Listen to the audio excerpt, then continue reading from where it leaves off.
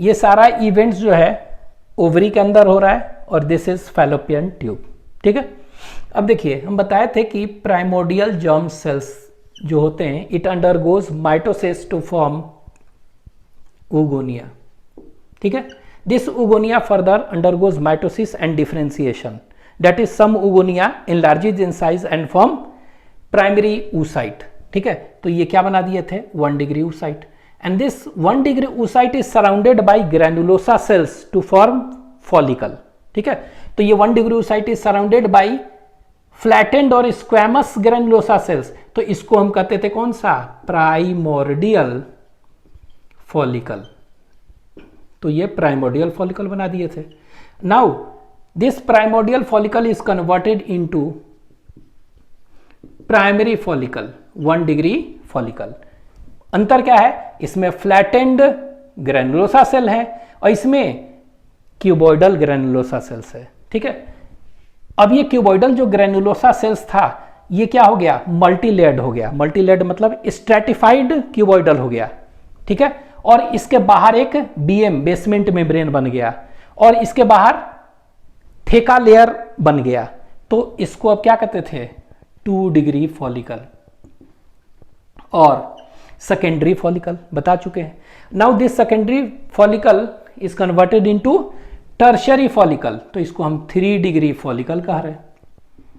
तो ये tertiary follicle में कन्वर्ट हो गया। ठीक है, अब ये टर्शियरी फॉलिकल में क्या है, तो अंतर क्या है, इसमें एक स्मॉल कैविटी बनने लगा जिसको एंट्रम कहते हैं।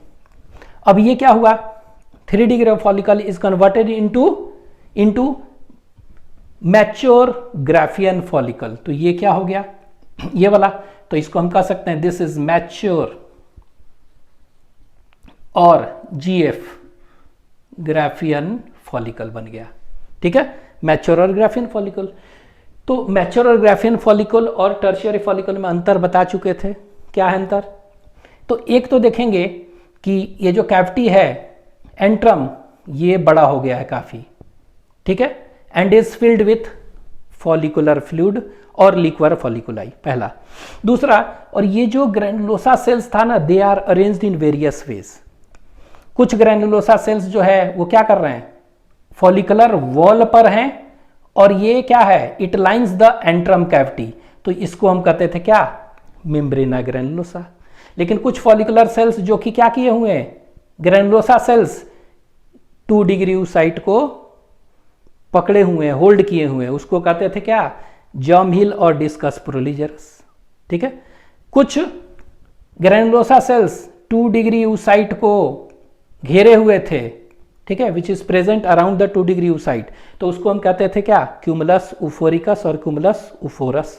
ठीक है, लेकिन क्यूमुलस उफोरस ही का इनर मोस्ट पार्ट अंदर भी तो होगा जो कि जोना पेलोसिडा के नजदीक होगा एडजेसेंट, उसको हम कहते थे कोरोना रेडियाटा। ठीक है, ये सब बता चुके थे, तो अरेंजमेंट है।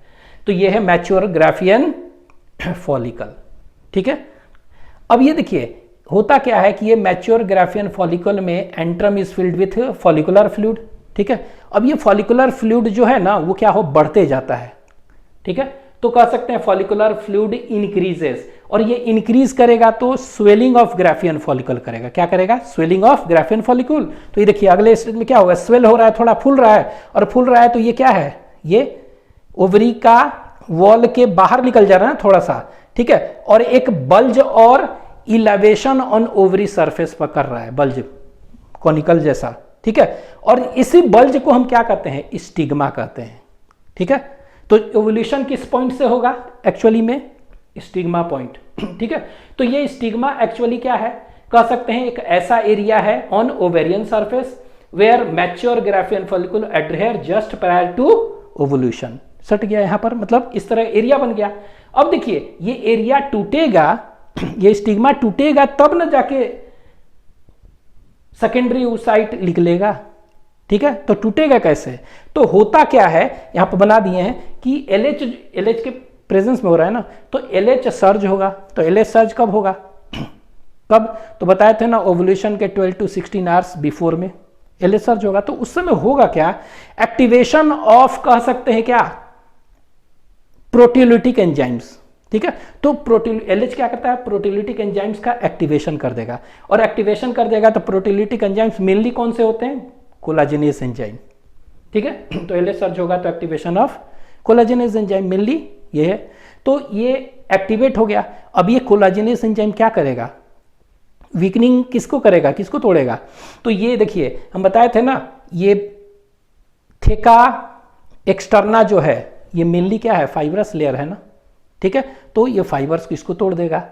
इवन ये जो बताए थे कि बेसमेंट मेम्ब्रेन है, ये कोलाजन फाइबर्स वगैरह के बने हुए हैं, तो ये क्या करेगा, कोलाजन एंजाइम इस बेसमेंट मेम्ब्रेन को ही तोड़ देगा, देख रहे हैं ये वाला, तो ये बेसमेंट मेम्ब्रेन को तोड़ देगा ना, ये काला वाला को ये तोड़ देगा, तो क्या होगा, वीकनिंग कर दिया, ठीक है।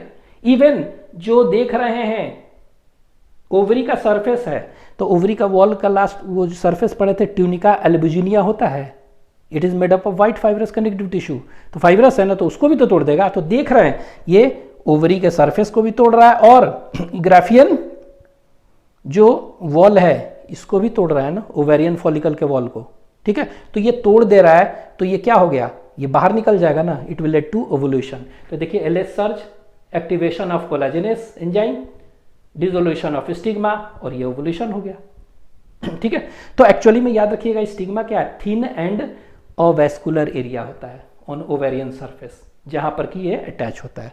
अब ये देखिए ओवुलेशन हो गया। ओवुलेशन होने के बाद ये जो सेकेंडरी oocyte रिलीज हो रहा है, सबसे पहले कहां पर आएगा, सबसे पहले यहां पर देखेंगे सीलोम है, कैविटी में आता है यहां पर, ठीक है, सीलोम में, और फिर यहां से कहां आएगा, ये आएगा फैलोपियन ट्यूब में, डायरेक्टली नहीं, ठीक है। तो फैलोपियन ट्यूब में तब आएगा। अब देखिए, अब आपको मालूम है ना फैलोपियन ट्यूब का जो पहला वाला पार्ट था उसको इनफंडिबुलम कहते थे, ठीक है। दूसरा क्या है, एम्पुला, तीसरा इस्थमस। तो ये देखिए इनफंडिबुलम क्या है, it bears many finger like processes and that finger like process is known as fimbriae, ठीक है। तो फिम्ब्रिकेटेड फनल कह सकते हैं, इस तरह से था। और उस फिम्ब्रे में क्या होते हैं, बहुत सारे छोटे छोटे पोर्स होते हैं ना, और इसी पोर से क्या हो गया, ये जो डिस्चार्ज और रिलीज 2 डिग्री oocyte में आ गया, ठीक है, फैलोपियन ट्यूब में इस तरह से आ गया, ठीक है। अब ये जो आया है इसमें तो क्या क्या है, तो बता चुके हैं, ये जो देख रहे हैं ये 2 डिग्री oocyte के बाहर जो है इसको PM कहते हैं, प्लाज्मा मेम्ब्रेन। इसके बाद हरा रंग का जो बनाया है बता चुके हैं सब, जोना पेलोसिडा है, ठीक है। और ये क्या है, इसको कहते हैं कोरोना रेडियाटा, ठीक है। तो ये कोरोना देख रहे हैं, तो जब ये ओवुलेट हो रहा है, रिलीज हो रहा है, तो ये सारे लेयर्स इसके साथ हैं अभी, ठीक है, ये इस तरह। अब क्या हुआ, इधर तो आ गया, तो अब ये जो खाली बचा है, this is what, this whole structure is what, तो this whole structure is degenerated Graafian follicle. क्या है ये, तो यहां पर ऐसे कर दें, ये जो स्ट्रक्चर है क्या है, ये डीजेनरेटेड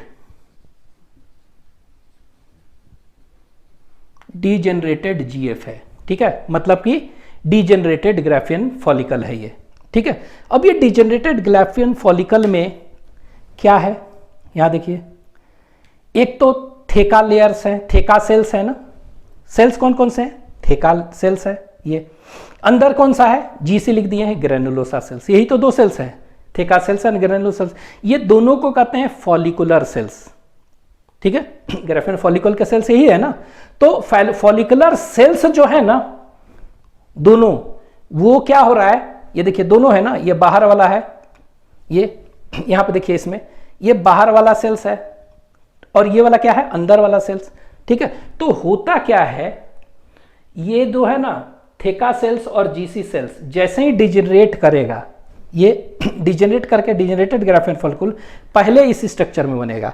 तो इस स्ट्रक्चर को हम कहते हैं, ये जो स्ट्रक्चर है, this structure is termed as corpus haemorrhagicum. क्या कहते हैं, कॉर्पस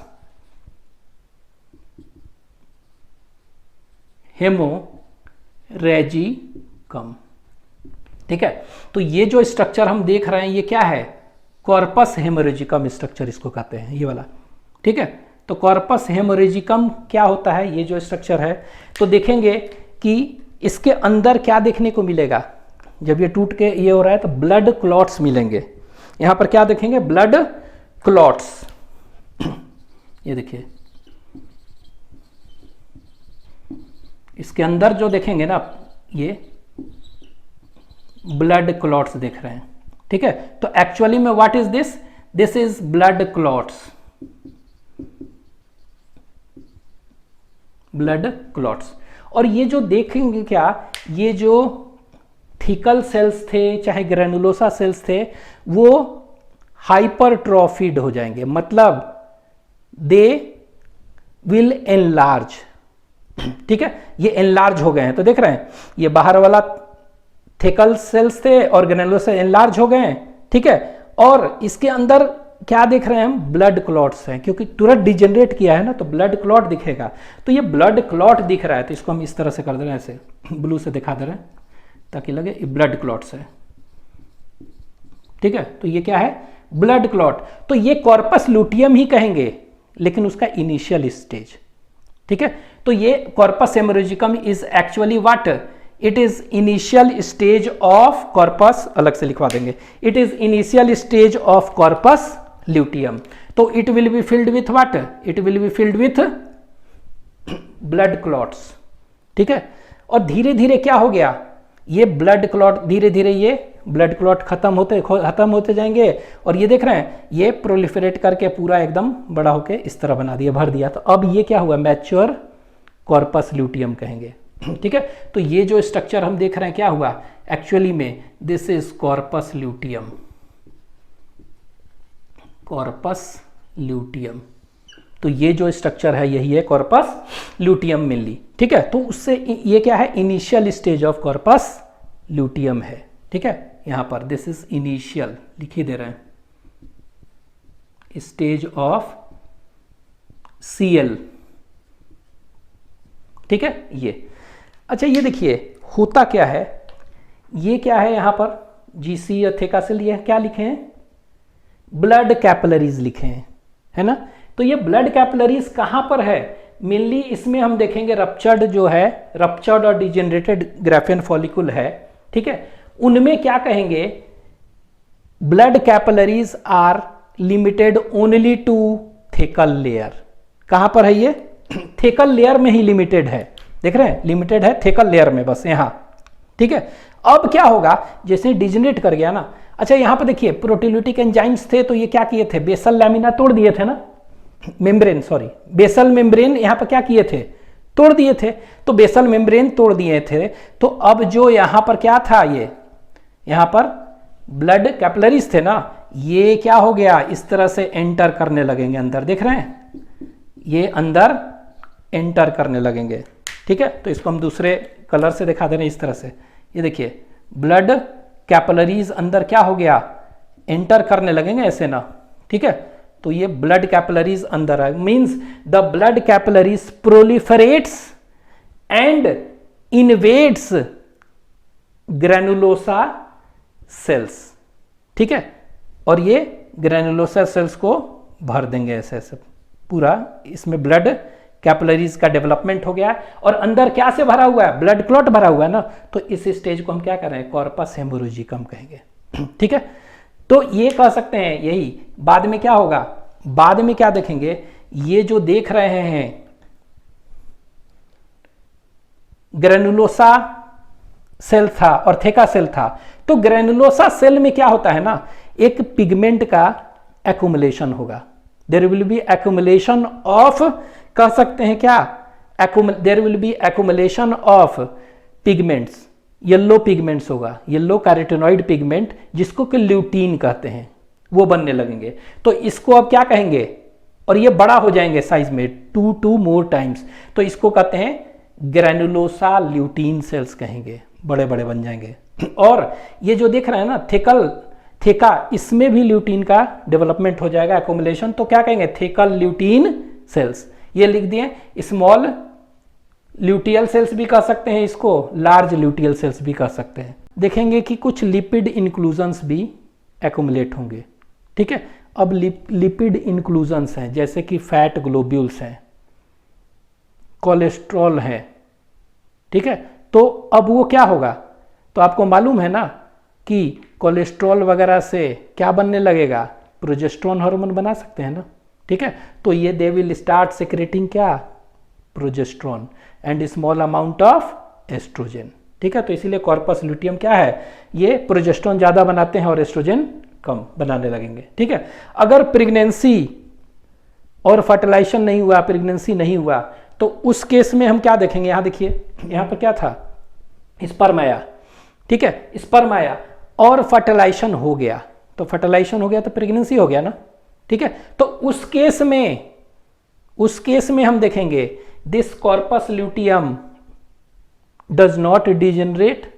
ठीक है, and is stable for initial first trimester, 3 महीने के लिए, डेट इज 12 वीक्स तक ये जिंदा रहेंगे और ये प्रोजेस्ट्रॉन निकालते रहेंगे।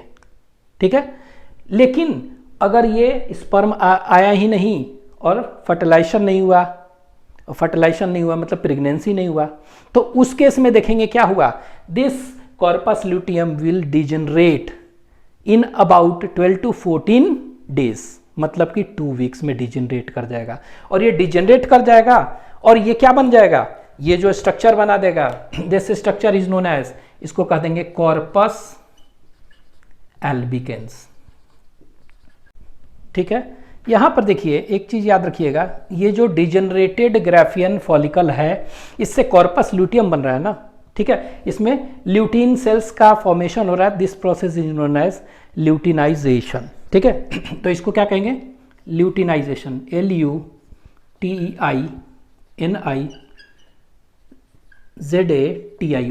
ठीक है, तो इस प्रोसेस को क्या कहेंगे, ल्यूटिनाइजेशन कहेंगे। तो ये ल्यूटिनाइजेशन है। तो ल्यूटिनाइजेशन में क्या हो रहा है, यहां पर लिख ले रहे हैं। ठीक है, तो इसमें हो रहा है क्या कि जो ग्रेनुलोसा सेल और थेकल सेल थे वो एनलार्ज हो जा रहे हैं 2 to more टाइम्स। ठीक है, तो यहां पर लिख दे रहे हैं क्या हो रहा है इसमें कि ग्रेनुलोसा प्लस थेकल सेल्स एनलार्जेस। ठीक है, एनलार्ज हो रहा है पहला, तो इसको हाइपरट्रॉफी कह सकते हैं, हाइपरट्रॉफी। ठीक है, और दूसरा क्या हो रहा है, दूसरा कह सकते हैं कि इसमें क्या हो रहा है, there is a accumulation of yellow carotenoid pigment plus lipid inclusion. ठीक है, तो यहां पे लिख ले रहे हैं accumulation of yellow carotenoid pigment. ठीक है, जिसको कि ल्यूटीन कहते हैं, इसीलिए ल्यूटियल सेल्स कह दिए हैं, ल्यूटीन सेल्स और ल्यूटियल सेल्स। ठीक है, अब प्लस इसमें क्या हो रहा है, इसमें देखेंगे कि लिपिड इंक्लूजन्स भी है, लिपिड इंक्लूजन। ठीक है, तो लिपिड इंक्लूजन कहने का मतलब क्या हुआ, फैट ग्लोब्यूल्स कोलेस्ट्रॉल। ठीक है, तो यहां पर ये कर ले रहे हैं, क्या हो रहा है, accumulation of yellow carotenoid pigment, lutein and lipid inclusion. ठीक है, तो लिपिड इंक्लूजन्स कहने का मतलब क्या, यहां पर लिख लेते हैं, lipid inclusion means fat globules और कोलेस्ट्रॉल इनका। ठीक है, अब ये कोलेस्ट्रॉल है। ठीक है, कोलेस्ट्रॉल यहां पर हो रहा है, तो कोलेस्ट्रॉल से क्या होता है, वहां से ये एस्ट्रोजन प्रोजेस्टेरोन हार्मोन का सिंथेसिस कर सकता है ना। ठीक है, तो इसीलिए कॉर्पस ल्यूटियम क्या है, it secretes more progesterone and less oestrogen. ठीक है, ये याद रखिएगा। अच्छा, जब ये नो फर्टिलाइजेशन, अगर फर्टिलाइजेशन नहीं हुआ है, नो फर्टिलाइजेशन, तो क्या हो जाएगा, ये कॉर्पस एल्बिकेंस बन जाएगा ना, डिजेनरेट हो जाएगा। तो degenerated corpus luteum is known as corpus albicans. ठीक है, and this process is known as what, इसको कहते हैं ल्यूटियोलाइसिस। क्या कहते हैं इसको, ल्यूटियोलाइसिस प्रोसेस को। तो व्हाट इज ल्यूटियोलाइसिस, तो कह सकते हैं the process of regression of corpus luteum. ठीक है, to form corpus albicans is known as luteolysis. ठीक है, ये याद रखेंगे। और ये एक्चुअली में होता क्या है कि ये जनरली ट्रिगर्ड होता है एक प्रोस्टाग्लैंडिन के रिलीज से, ठीक है, it is triggered by release of prostaglandin, ठीक है, तो उसको कहते हैं PGF2 अल्फा, ठीक है, तो लिख नहीं रहे, तो it is triggered by release of prostaglandin that is PGF2 alpha, ठीक है, तो ये क्या होता है, छोटा होते जाता है तो प्रोजेस्टेरोन का सिंथेसिस कम हो गया, और प्रोजेस्टेरोन नहीं बन रहा है तो क्या हो गया, वो जो भी एंडोमेट्रियम लाइन था टूट के गिर जाता था मेंस्ट्रुअल साइकिल में और वही ब्लीडिंग फेज हो जाता था, ठीक है, तो ये आप तो याद रखेंगे।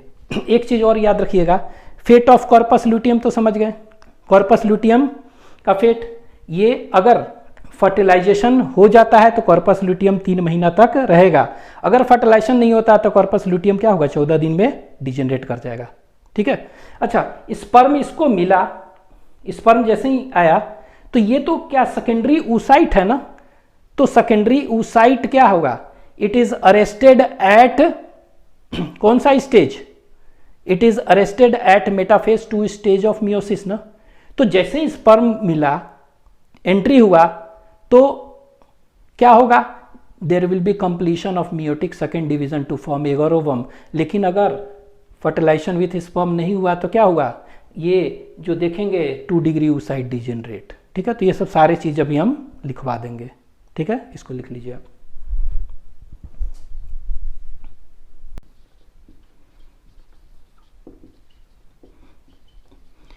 ग्राफियन फॉलिकल जो था, ठीक है, under the influence of luteinising hormone, ये क्या करता था, इट कॉजेज ओवुलेशन, ठीक है, तो ये ओवुलेशन कर रहा है under the influence of LH, ठीक है, तो LH के इन्फ्लुएंस में ये क्या कर रहा है, ओवुलेशन कर रहा है, ठीक है। अब ये ओवुलेशन कर रहा है तो क्या हुआ था, there is a release of secondary oocyte, ठीक है, तो यहां पे इस तरह कर ले रहे हैं, जब भी होगा तो there will be release of 2 degree oocyte, कहां पर, in Fallopian tube, in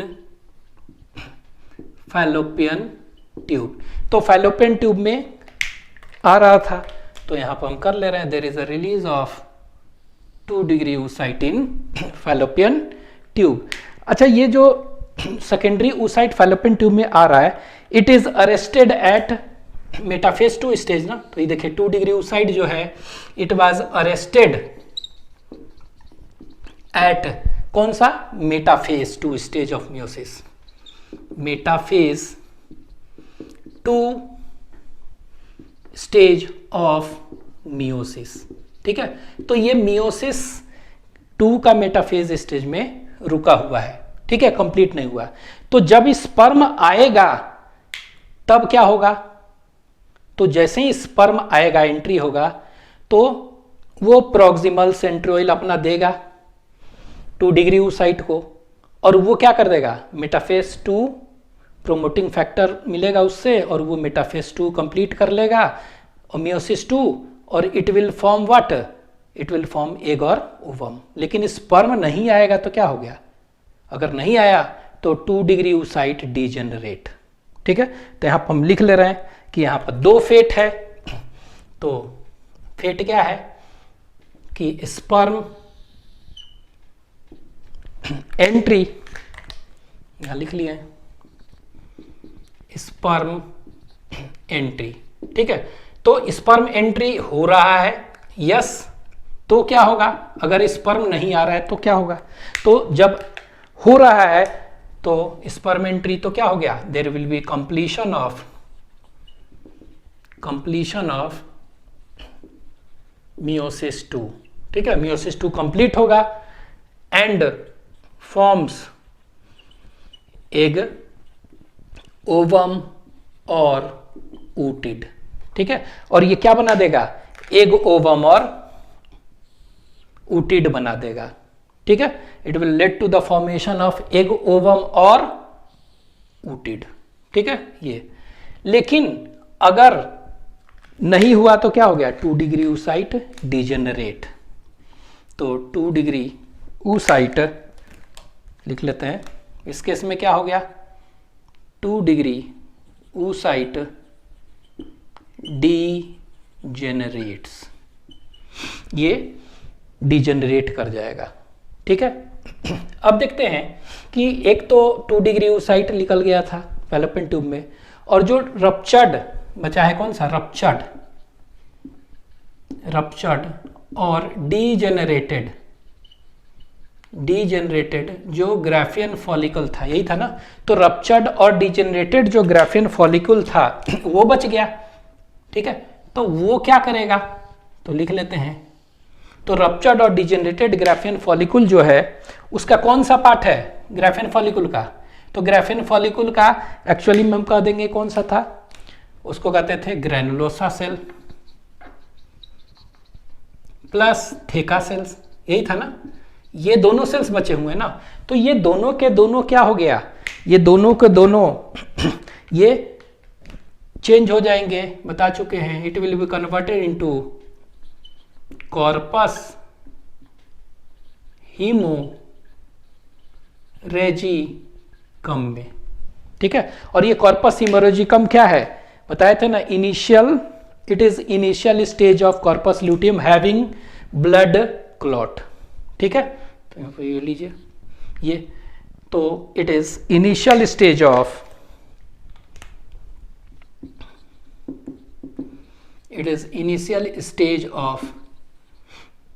corpus luteum Cl having blood clots। ठीक है, और ये ब्लड क्लॉट है ना अंदर, तो इसलिए ब्लीडिंग बॉडी कह सकते हैं इसको क्या कहते हैं, it is termed as bleeding body, BLEEDING, bleeding body भी इसको कहते हैं। ठीक है, तो it is termed as bleeding body. तो इनिशियल स्टेज कॉर्पस हेमोरेजिकम बनता है। फिर बाद में कॉर्पस हेमोरेजिकम क्या हो गया, इसको कहते हैं कॉर्पस लूटियम। ठीक है, क्या बनाता है, कॉर्पस लूटियम। और ये कॉर्पस लूटियम जो है, ये बताए थे ना कि इसमें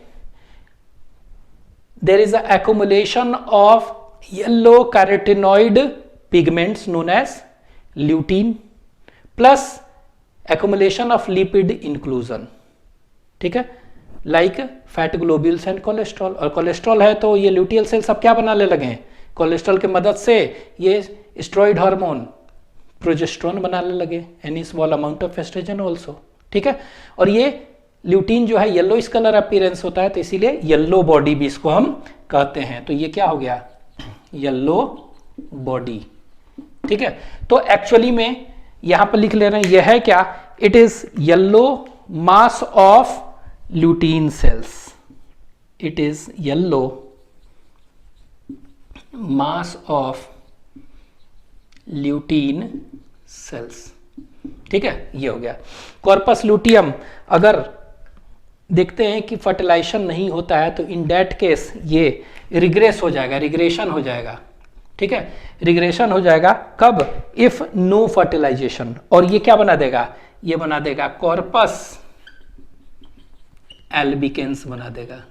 ठीक है, ये क्या बना देगा, it will form corpus albicans. ठीक है, और ये कॉर्पस एल्बिकेंस क्या है, व्हाइट स्कार की तरह होता है। ठीक है, तो ये व्हाइट बॉडी भी कहते हैं। ठीक है, तो इट इज एक्चुअली क्या, it is degenerated corpus luteum कह सकते हैं, और रेमिनेंट ऑफ कॉर्पस ल्यूटियम। ठीक है, डीजेनरेटेड और रेमिनेंट ऑफ Cl। ठीक है, इसको कहेंगे कॉर्पस एल्बिकंस। ठीक है, अच्छा एक चीज और यहां पर लिख ले रहे हैं, yellow mass of lutein cells है ना, और ये क्या सेक्रेट करता था, इट सेक्रेट्स प्रोजेस्टेरोन हार्मोन ना, तो यहां पर लिख रहे हैं secretes progesterone hormone and oestrogen, ये दोनों सेक्रेट कर रहे हैं। ठीक है, लेकिन याद रखना है प्रोजेस्टेरोन क्या है, लार्ज अमाउंट में, और ये स्मॉल अमाउंट में। ठीक है, तो ये याद रखना है। ठीक है, तो प्रोजेस्टेरोन और एस्ट्रोजन हार्मोन कौन सिक्रीट कर रहा है? तो it is secreted by this corpus luteum cells. ठीक है, तो ये आप याद रखेंगे, लिख लीजिए।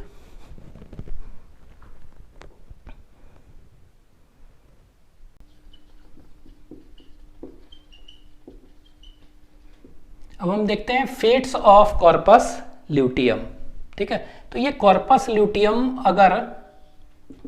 अगर फर्टिलाइजेशन नहीं होगा तो क्या होगा? तो नो फर्टिलाइजेशन और नो प्रेगनेंसी। ठीक है, तो फर्टिलाइजेशन नहीं होगा तो प्रेगनेंसी भी नहीं होगा, तो क्या होगा देखेंगे। अगर फर्टिलाइजेशन हो गया तो क्या होगा? फर्टिलाइजेशन और प्रेगनेंसी। ठीक है, तो दोनों केस में हम देखते हैं कि क्या होगा। तो यहां पर कर लेते हैं कि नो फर्टिलाइजेशन और प्रेगनेंसी, और अगर फर्टिलाइजेशन और प्रेगनेंसी होगा तो क्या होगा। ठीक है, अगर फर्टिलाइजेशन नहीं होगा, ठीक है, तो उस केस में देखते हैं कि ये कॉर्पस ल्यूटियम जो है ना 12 to 14 डेज के बाद डिजेनरेट कर जाता है। ठीक है, तो हम लिख सकते हैं कि फर्टिलाइजेशन नहीं हुआ तो corpus luteum degenerates in about 14 days. ठीक है, ये 14 डेज में ये क्या कर रहा है? डिजेनरेट कर जा रहा है, और ये 14 डेज को हम कह सकते हैं कितना? 2 वीक्स। ठीक है, 2 वीक्स। लेकिन अगर हम देखेंगे कि फर्टिलाइजेशन हो जाता है तो उस केस में क्या होगा? तो कॉर्पस ल्यूटियम जो है ये डिजेनरेट नहीं करेगा और ये 3 महीना तक परसिस्ट करेगा और स्टेबल रहेगा। ये persist and stable for about 3 months. ठीक है, तो कितने मंथ्स के लिए? 3 मंथ्स के लिए ये स्टेबल रहेगा। और ये 3 मंथ्स को कितना कर सकते हैं? That is 12 weeks. ठीक है, और कह सकते हैं फर्स्ट ट्राइमेस्टर। ठीक है, तो कह सकते हैं पूरे फर्स्ट ट्राइमेस्टर तक ये रहेगा। ठीक है, और ये कंटिन्यूड कॉर्पस ल्यूटियम क्या है? प्रोजेस्टेरोन निकालते रहेगा। ठीक है, अब ये है कि ये कॉर्पस ल्यूटियम जो है प्रोजेस्टेरोन निकाल रहा है, लेकिन कॉर्पस ल्यूटियम को मेंटेन कौन किए हुए? किसके कहने पर मतलब निकाल रहा है? ठीक है, तो यहां पर एक लाइन लिख लेते हैं कि कॉर्पस ल्यूटियम जो है ये क्या करता है? It is maintained by.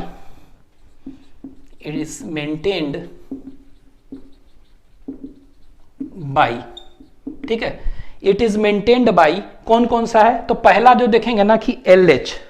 ठीक है, फर्स्ट इज LH। LH मतलब क्या हुआ?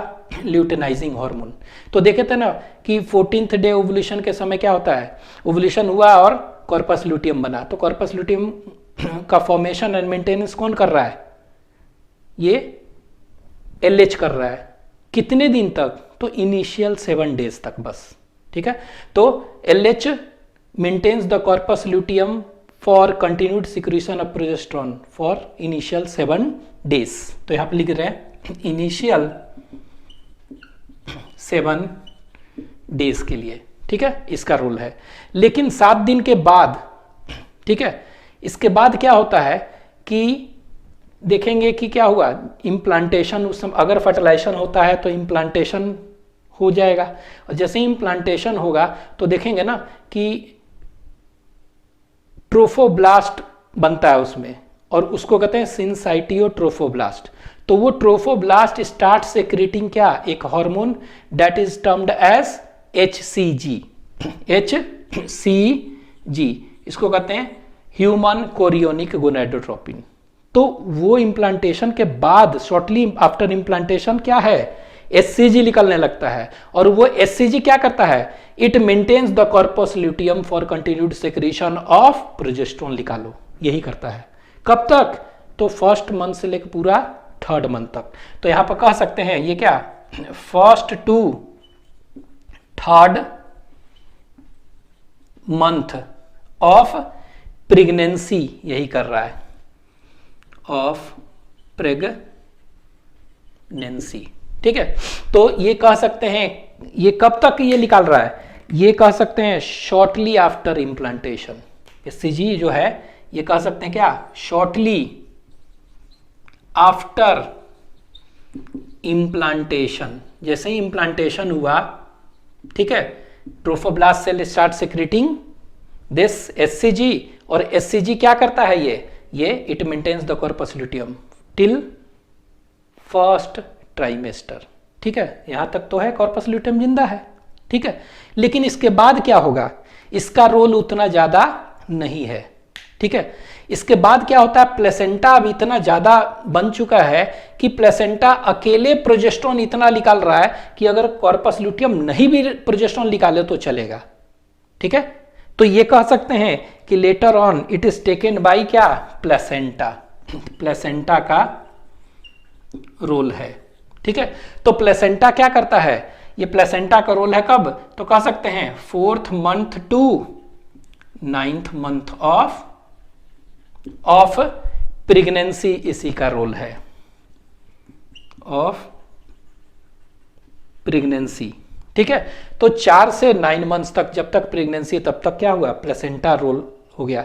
क्यों, मालूम है ना कि प्लेसेंटा सिक्रीट्स प्रोजेस्टेरोन, एस्ट्रोजन सब निकालते हैं ना, तो दिस प्रोजेस्टेरोन इतना ज्यादा निकाल रहा है कि डेट मेंटेन्स क्या, द प्रेगनेंसी। ठीक है, तो ये फर्दर ले रहा है। तो अगर हम पूछ देंगे कि कॉर्पस ल्यूटियम का मैक्सिमम और मिनिमम लाइफ कितना है, तो मैक्सिमम मिनिमम लाइफ पूछेंगे तो मिनिमम तो है 2 वीक्स एंड मैक्सिमम क्या है 12 वीक्स। ठीक है, यही कर सकते हैं ना। ठीक है, तो ये मिनिमम और मैक्सिमम है, तो ये याद रखेंगे, लिख लीजिए।